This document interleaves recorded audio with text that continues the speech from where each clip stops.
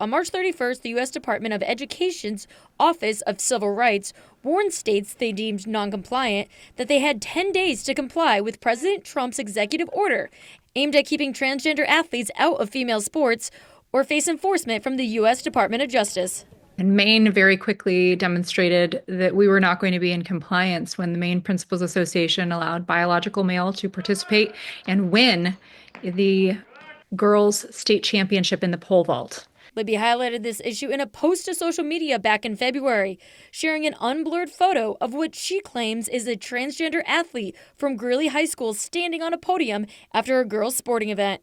President Trump also brought attention to Maine's lack of compliance during an event at the White House, where he and Governor Janet Mills had a heated exchange. Better comply, because otherwise you're not getting any federal funding.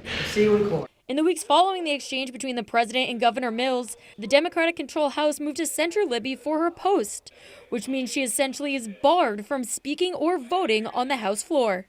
Then in April, Maine Republicans introduced a bill that calls for the removal of the term gender identity from the Maine Human Rights Act. The phrase is currently used to protect transgender individuals. Libby says as of Friday, Maine elected officials are no closer to a resolution in the matter of Title IX compliance. And if the state is forced to go to court, it could have significant impacts on Maine schools. And ensure that our educational funding remains intact, which is very much at risk right now.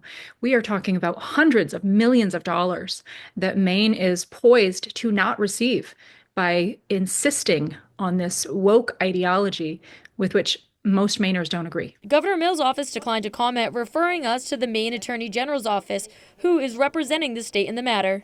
Maine Assistant Attorney General has sent a letter to the U.S. Department of Education's Office of Civil Rights stating in part, quote, "We will not sign the resolution agreement and we do not have a revision to counter the proposal." It went on to say, quote, "Nothing in Title IX or its implementing regulations prohibits schools from allowing transgender girls and women to participate on girls and women's sports teams." I'm Alex Schley reporting for ABC 7 and Fox 22 News.